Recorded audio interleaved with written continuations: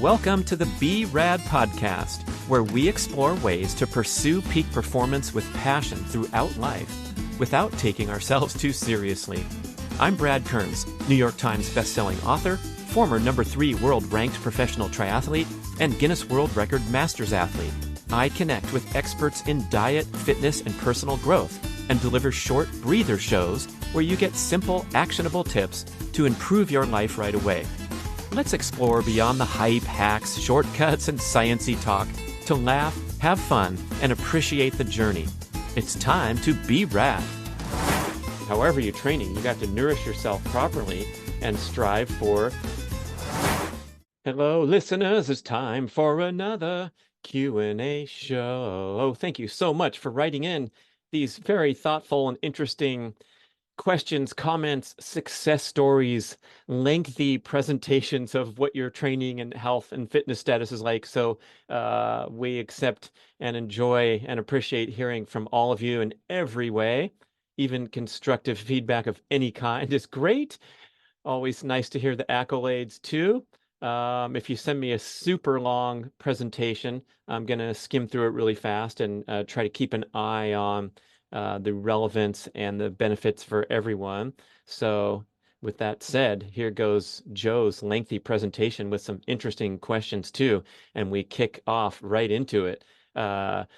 Joe's 50, did his first marathon a long time ago. I've done marathon, Ironmans, ultras every year since. 30 years as a vegetarian. Sorry to hear that. Has trouble in the heat in long races. I read about your keto information, and I decided to reintroduce meat in 22. Hopefully you've had some good success with that. I also started fasting, cutting out breakfast, and I would eat from noon till 10 p.m. So right there, I'm going to add some color commentary where someone who's doing marathons, Ironmans, ultras, and then decides to introduce fasting into the regimen, I'm going to second guess that right out of the gate, because if you're performing at that level and doing those extreme endurance events, you might have trouble getting enough protein to recover if you are limiting your intake to a specific time window. And the great commentary from Dr. Don Layman, who's been on a couple shows. Peter Attia had a great show with him, notably. He's a respected researcher in the protein field. He contends that two of the best times to ingest protein are first thing in the morning after a long period of fasting, because if you don't, you possibly will go into a little bit of gluconeogenesis, that's stripping down lean muscle tissue to make glucose in the morning if you don't consume protein. So you want to, if you're engaging in gluconeogenesis, what you want is sufficient amino acids in the bloodstream rather than having to break down lean muscle tissue. So morning protein is key. And Dr. Layman also said that evening protein is key because it sets you up for a nice evening of recovery. So morning and evening precludes one from having these highly lauded compressed eating windows in the name of health and autophagy and all those wonderful benefits. So as you've known from listening to the show, I have second guessed my practice of fasting for the last almost 2 years now, inspired by Jay Feldman, Tommy Wood, and others. I go out of my way to have a nutritious breakfast featuring my whey protein super fuel plus creatine smoothie with a whole bunch of other ingredients and a big bowl of fresh fruit. Sometimes I'll make up the eggs and the fresh sourdough bread from the farmer's market, the highest quality, and have a huge breakfast. But at the very least, the protein smoothie is a centerpiece every single day in the name of trying to get more protein in. And I haven't been great about having that extra scoop in the evening, but now that I'm recording this message, I think I'm going to jump on that too. Remember, if you're a calorie counter or you're sweating out a goal like trying to drop excess body fat, that your protein consumption can basically be completely eliminated from the equation. You're just not going to add body fat by way of consuming protein calories. So when we're counting calories, protein should be completely in a separate category as we systematically blow up this calories in, calories out model that we've followed for so long, but is highly oversimplified. I'm not discounting the thermogenic law of nature, but I am talking about how protein is allocated for different use in the body. And so let me get back to Joe's long message here. Um, I've slowed down. I've embraced the primal endurance approach or the Maffetone approach of training at this 180 minus your age below the fat max heart rate.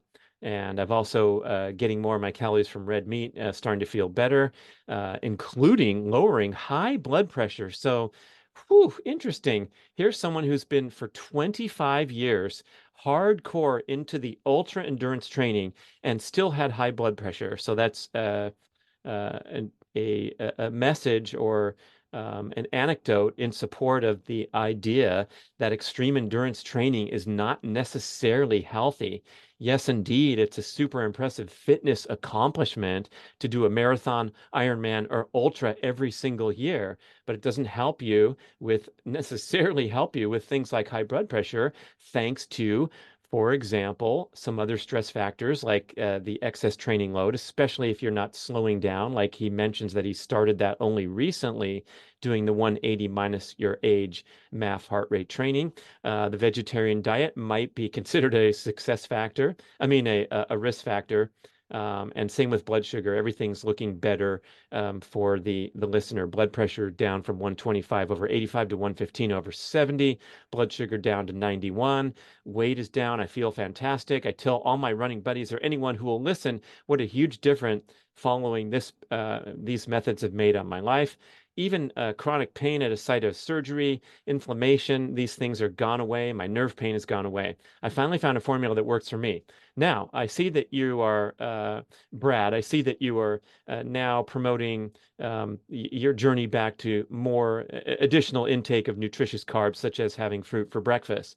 And now you've been an elite athlete, you've been focused on performance, and now I'm left questioning my own endurance goals as well as my goals for wellness longevity.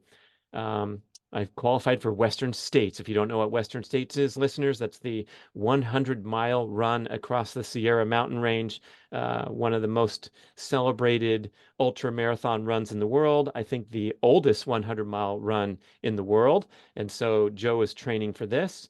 Did a 74-mile training run, went really well, and looking forward to that big opportunity to hit the bucket list item of doing Western States. I'm reluctant to change things that are working for me, but I am a little unsure about fueling during extreme endurance events.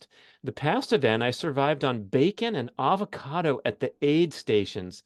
I literally didn't have enough saliva to chew the tortilla or the quesadilla.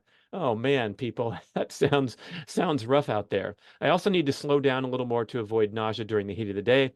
Long story short, here's my final question. Are you recommending eating fruit and protein every day, no matter where you are in the training cycle and no matter what your goals are? Thanks for the clarification. Yeah, let's put our training goals aside for a moment and try to establish a foundation of baseline health that we can then apply to our, in this case, extreme endurance training regimen. But however you're training, you got to nourish yourself properly and strive for what Jay Feldman calls maximum cellular energy status at all times. So the notion of mixing and matching intermittent fasting and ketogenic eating with endurance training just doesn't hold water because that's too many stress factors. And it's going to affect your performance, your recovery, and you're meeting your baseline protein needs to be healthy. I'm also curious about fueling a long distance endurance event with bacon and avocado, which arguably could be difficult to digest. And I know there's a penchant in, especially in the extreme, the ultra endurance events where they have these wonderful smorgasbords presenting you with all kinds of interesting, delicious, indulgent foods. The Century bike rides are famous for having the pies at the halfway mark and ice cream and things like that. But remember, when you're exercising, in an ultra marathon event or any type of endurance activity, it is not the best time to digest foods because the blood is diverted from your digestive system into your working extremities. Your body temperature is elevated. Due to that, you also are in a state of leaky gut while you are performing. That's right. Your intestines become permeable as a way to dissipate heat when body temperature elevates during exercise. And body temperature elevates even in moderate temperatures. I'm not talking about 100-degree day where your digestive system is really messed up. So the idea here is to get highly fat adapted through nutritious eating habits and sensible training, especially working at or below your fat max heart rate, such that you don't need to inhale a ton of food during a long distance workout or performance. And especially consuming fat calories, realizing that there's plenty of fat on your body, even if you're one of the leaders at 8% body fat and skinny and running for 100 miles, you have enough fat on your body to fuel a 100-mile event. You don't need any bacon or avocado.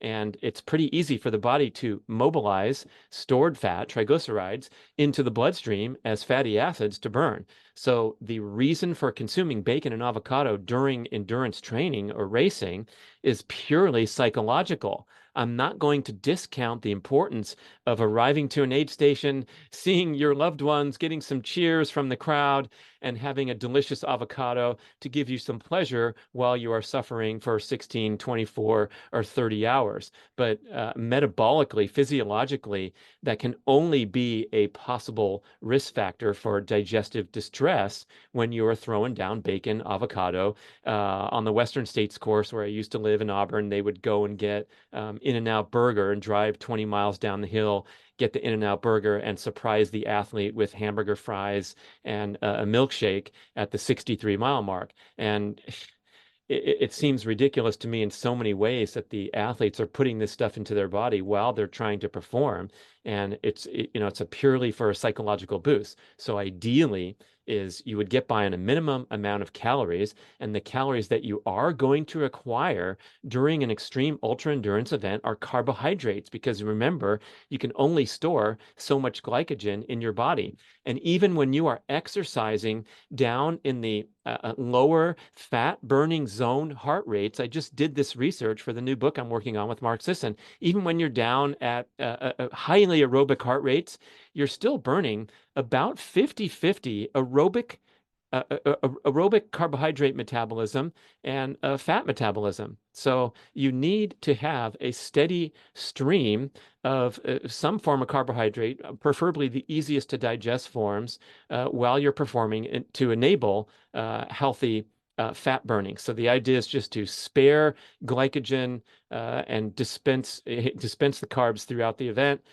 by consuming extra carbs, because you're going to hit the wall if you don't consume anything at some point. Even if you're highly trained, you're going to have a hard time going uh, 50 miles on no carbs. Although people have done it, we know it's possible to perform ultra endurance exercise without any onboard calories. Michael McKnight ran 100 miles in 18 hours, consuming, I believe, only water and amino acids. Amazing performance. But this is a highly adapted elite runner. For most of us out there, we're going to need the easy to digest carbohydrates. That's why the product categories of energy drinks and gels and things like that, energy bars, were invented.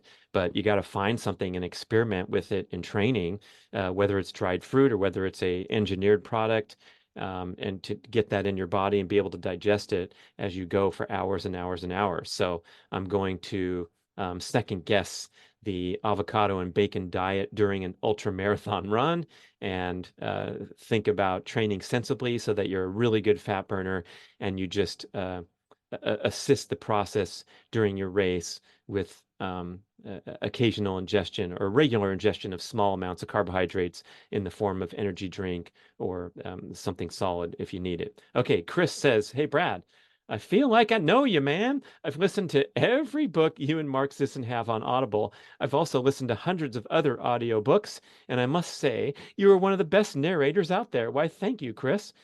Chris and his wife started intermittent fasting and keto a while back in February. Chris weighing at 220, wife at 128. 2 months later, Chris 193, a loss of 27 pounds, and the wife losing 10 pounds. We're forever indebted to you and Mark for educating us and gifting us a new way of life. I'm excited to be following you and Mark on Instagram. We're grateful for the work. At 42 years old, my wife and I have a whole new outlook on life and living our lives going forward. Even our 3 kids love all the food that we make from scratch. Thank you very much. P.S. I also loved your cookbook, Keto Cooking for Cool Dudes. And if you haven't bought Keto Cooking for Cool Dudes and Carnivore Cooking for Cool Dudes, check those out on Amazon. They're hilarious and also packed with great recipes. You'll see what we're talking about when you look at the cover on your favorite online bookstore. So anyway, it's nice to see a success story from the couple implementing these wonderful tools like ketogenic eating and intermittent fasting. And I want to make the point to congratulate them and emphasize this because you've heard me talk for a lot on the show about how I'm rethinking my use of those restrictive dietary strategies because I don't need to lose excess body fat and I want to be highly focused on performing and recovering. So it really matters what your current metabolic and overall health is right now. And if you are into the category of over fat or energy toxicity, then we have a huge problem, as seen in the vast majority of modern citizens on the planet, which is storing too many calories and not burning enough calories. So that is the first intervention, is to determine whether you're in this category, and the best way to determine that is looking at belly fat, especially if you're over 40 or 45 years old. The accumulation of visceral fat around the abdomen is the single most visible and item of most concern to support or compromise your path to aging gracefully and longevity. So visceral fat is vastly more dangerous and more health destructive than carrying excess subcutaneous fat in all the problem areas around the body, wherever you happen to store it. But we want to absolutely fight this battle against the accumulation of belly fat, more so for men than females, because males are more likely to store visceral fat than females. Why? Because females are more likely to store subcutaneous fat, and their genetic and hormonal profile is causing them to store a higher percentage of body fat in general, obviously. But visceral fat is also dangerous for females. So we want to calculate that waist to height ratio, and we want our waist circumference to be less than half of height. So if I am 5'10" and a half, that is 70 and a half inches. That means I want my waist to be 35 inches or less. And if you are over fat, by the definition of having a waist circumference that's more than half your height, that is the immediate problem to correct. And intermittent fasting, ketogenic eating, any type of dietary strategy that gives you sufficient protein to meet your daily health and biological needs, because if you don't get enough calories, you're going to slow down and engage all these compensatory mechanisms that are not healthy. But what we want to do is create a natural caloric deficit by eating the most nutritious foods and eliminating the processed foods that are the true culprits in driving that accumulation of visceral fat. And then because visceral fat is associated with chronic overproduction of stress hormones, we want to manage all these other stress factors in life that contribute to, for example, choosing processed foods because you are energy deficient and having trouble concentrating in the afternoon, getting enough sleep because that definitely dysregulates appetite and satiety hormones, and clean up your act in every way possible to try to get that visceral fat off your body so that you can optimize hormone production, especially as you age, and start producing less of the adaptive sex hormones anyway.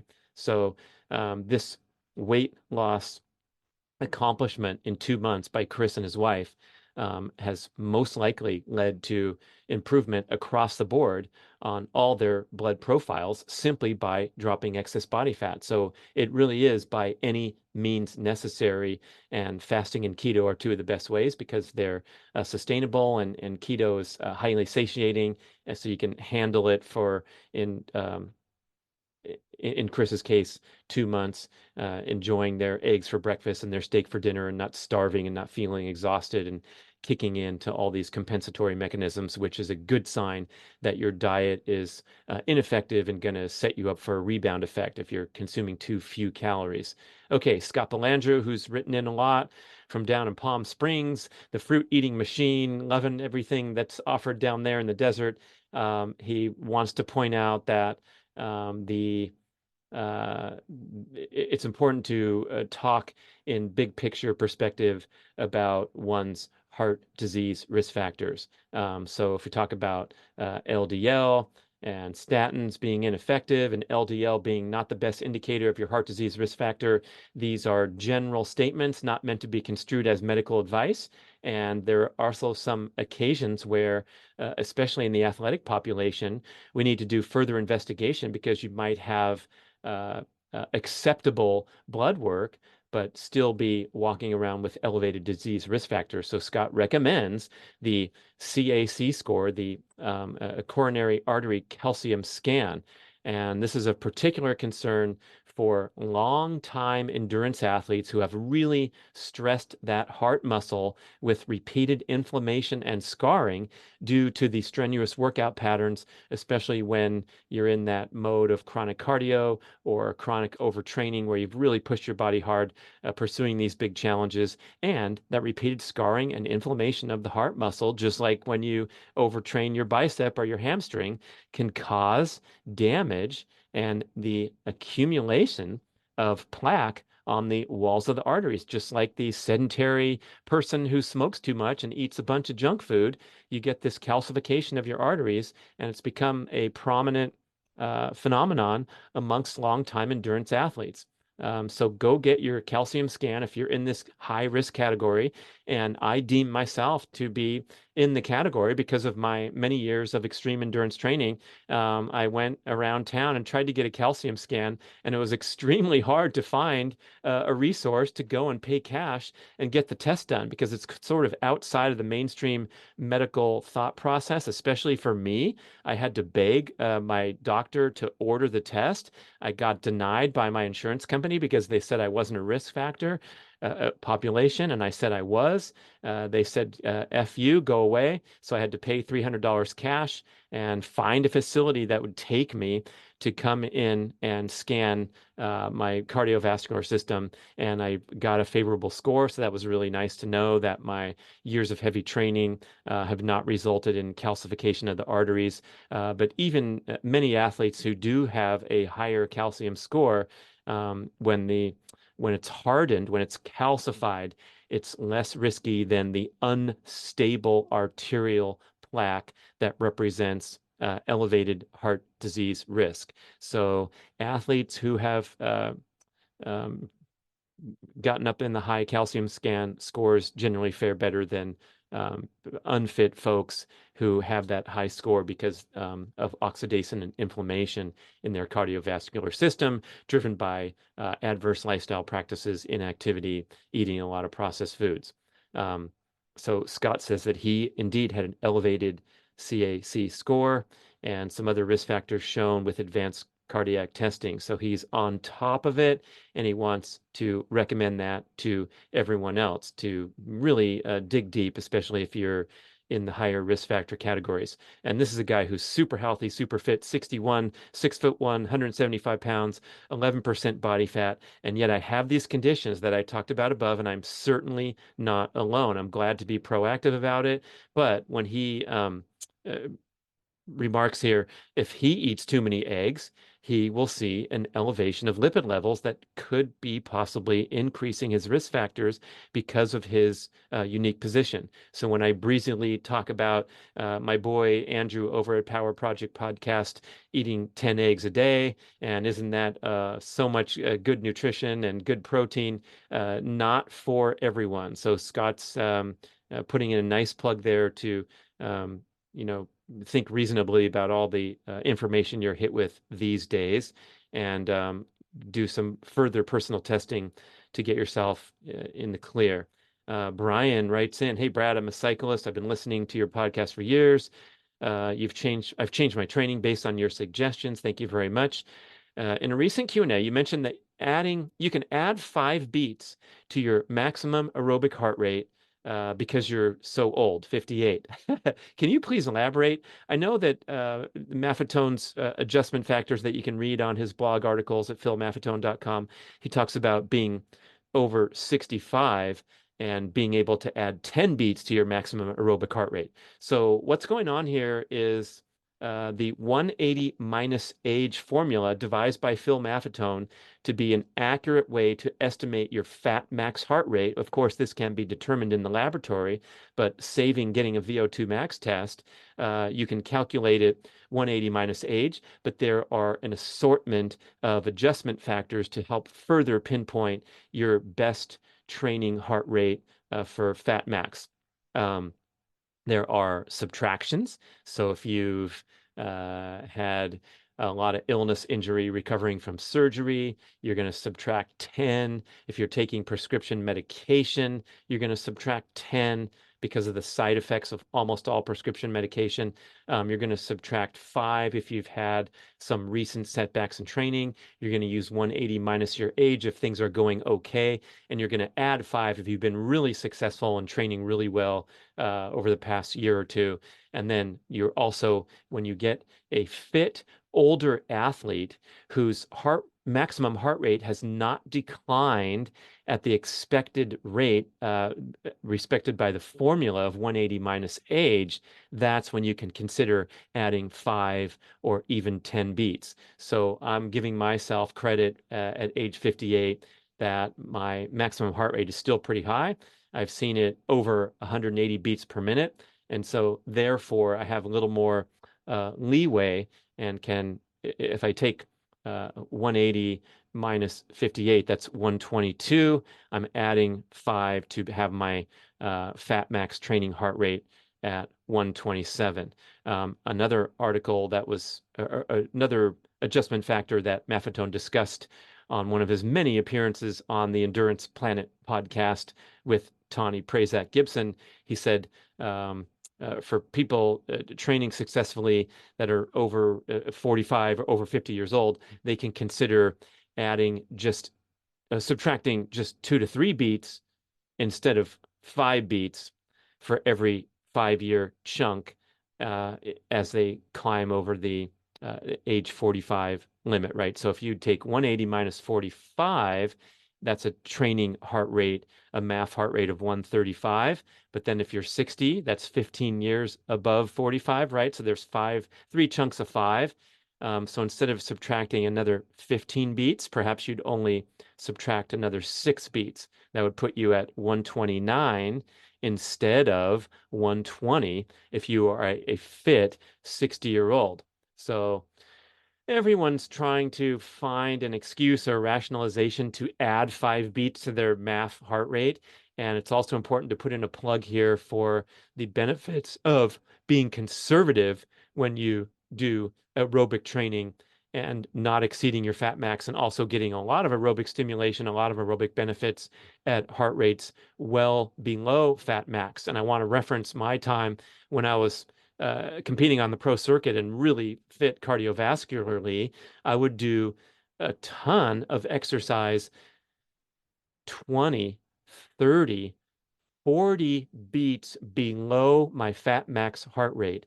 Obviously, I had the high capacity. I could run 6-minute miles at my fat max heart rate of 155 at the time. So when I was out there running 8.5 or 9-minute miles for recovery, my heart rate was probably 110, 115, 40 beats below my fat max. Today, I'm running a 10-minute mile at my fat max. So if I were to go 40 beats below that, I would be having a leisurely walk down the street. Guess what? It's kind of ridiculous, but I'm still getting an excellent aerobic training stimulation even when I'm walking. So the benefits of slowing down and being good to your body, especially when you are performing a recovery style workout are fantastic and shouldn't be discounted. So I'm strongly advocating that you slow down, take it easy. You don't have to always push right there at the limit at your fat max number and then hear the beeper alarm and then slow down, or sometimes ignore it for a while because the hill is too steep to be able to pedal below fat max heart rate. I know that happens sometimes. And if you can get a bigger gear on your bike,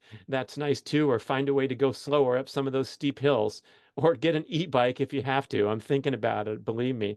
Anyway, training at or below or well below fat max is very beneficial. But when it comes to dialing in that calculation, sure, when you're over in those older age groups, you can probably get away with adding back a few more beats. Now, I just did get a VO2 max test at Dr. Judson Brandeis's fantastic anti-aging male sexual wellness clinic, former podcast guest, and he put me through the ordeal, breathing through the mask and pedaling that stationary bike till absolute maximum exhaustion. And um, it showed on my report that my fat max was 118. Holy crap. What are you talking about? I'm training at 125, thinking that's my fat max. So perhaps I need to rethink that if I did get the accurate value identified in the laboratory. And again, for review, the maximum aerobic function heart rate, as Phil Maffetone calls it, or a more simplified way to remember this when I say fat max, that is the point where you are burning the maximum number of fat calories per minute during exercise. So this is the point where maximum aerobic benefits occur with a minimum amount of anaerobic stimulation. So it's a very, very important heart rate value to respect at the vast majority of all your aerobic cardiovascular workouts. You want to be at or below fat max because the metabolic effect of the workout changes dramatically when you start to drift above fat max. So we want to get a fat burning workout with minimal stress hormones, minimal anaerobic stimulation, and that is the way to improve our aerobic conditioning base, and that is the launching point from which we launch all workouts of higher degree of difficulty when it is time to go hard. So that's my answer to yes, if you're older and fit, you can consider adding back. But why? Why not just be conservative and take it easy, especially if you're a competitive type like myself? I might as well set the alarm for 5 beats lower and slow down a little bit and make sure that I don't, get into a chronic state of fatigue and stress hormone production from going a little tiny bit too fast at the vast majority of my workouts. And that's the pattern that we see many endurance athletes fall into, unfortunately. Okay, I'm going to wrap up the show, but I'm going to wrap up Brian's letter here because he has a couple more finishing questions. So, Brad, regarding sprints, should most of my sprints be short enough in duration to keep my heart rate under my maximum aerobic heart rate? Should I incorporate sprints above my maximum aerobic heart rate? If so, when? What frequency?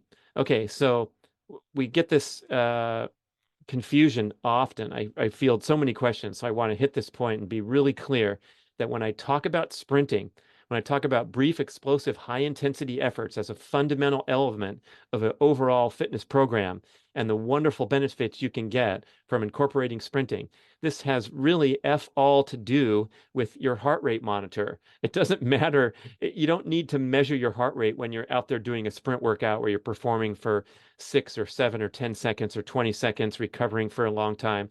There might be some benefits if you're really techie and you want to see how far your heart rate drops after a 3-minute recovery period and track that and see if it's not recovering sufficiently after your 6th rep. That can be valuable. But generally, I leave my heart rate monitor home when I go do a sprint workout because the whole main reason for monitoring heart rate is for the intended benefits of an aerobic training session to take place. In other words, to control your intensity such that you stay below fat max for the duration of the workout. In sprinting, what we're going for is explosive, precise technique and a consistent quality of effort with each rep. So you want to be just as powerful, just as explosive, deliver a similar finishing time throughout the set, and that will comprise an effective sprint workout.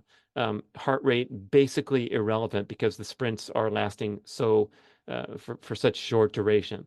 With the question being asked by Brian, should I incorporate sprints under my maximum aerobic heart rate, above my maximum aerobic heart rate? Of course, when you sprint, you're asking your body for all out maximum performance or near maximum. So your heart rate's going to skyrocket. It might happen on a delay basis. If you're only sprinting for 10 seconds, you might see that heart rate climb while you're walking for recovery until it reaches a peak 30 seconds later. Again, doesn't matter. You're giving your body a brief, explosive, all-out effort, working the anaerobic system, and don't worry about heart rate. Okay. So hopefully that stuff, we got a little technical on some of the answers. We got a little big picture. We're reading about some great success stories from some of the listeners. So all in all, a fun show. Thanks for contributing. Love to know your thoughts too. podcast@bradventures.com. Thank you. Thank you so much for listening to the B-Rad podcast. We appreciate all feedback and suggestions. Email podcast@bradventures.com. and visit bradkearns.com to download 5 free ebooks and learn some great long cuts to a longer life, how to optimize testosterone naturally, become a dark chocolate connoisseur, and transition to a barefoot and minimalist shoe lifestyle.